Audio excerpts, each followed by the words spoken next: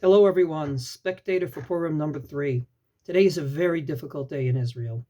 Two boys went home for Shabbos to be with their family, went back Sunday to their two respective yeshivas, were murdered, killed with 14 bullets at point blank by human beasts, and unfortunately don't believe that the most normal occurrence, going home for Shabbos, going back to yeshiva on Sunday, is legitimate, quote unquote, in their eyes.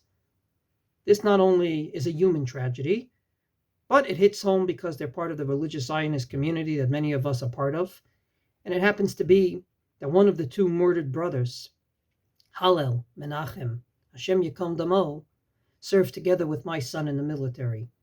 And he told me something about him that I'd like to share with you in the perspective of Purim and Megillah reading. He said that after a very hard day in the military, running and training and whatnot, he was able to feel that with this boy you can talk, and he put things into perspective. He calmed you down. And I believe that if anything, that's exactly what Megillah reading is every year. The Gemara asks, why don't we say Hallel on Purim? And one of the three answers is because the Megillah reading is in place of Hallel. If you look at Hallel, you'll see that it's not only a story of, God, we love you, everything is great. Hallel does have, Hodu la Hashem ki tov, ki la olam chasdo.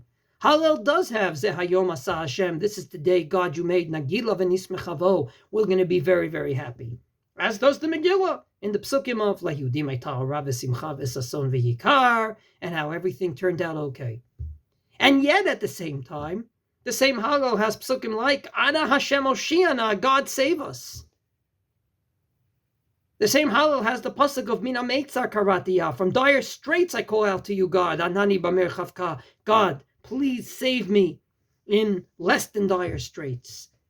I believe every year on Purim, on the one hand, we're happy and we're clappy and we're even intoxicated a bit.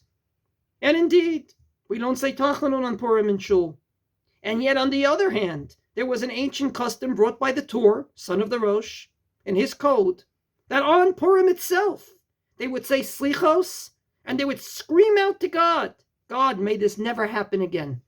Maybe that's why there's two psukim regarding why we read Megillah at night and in the morning. One pasuk, Lamani zamercha chavod v'lo yidom, God, I'm going to sing out to you and won't be quiet. I'll sing out to you by day and won't be quiet at night.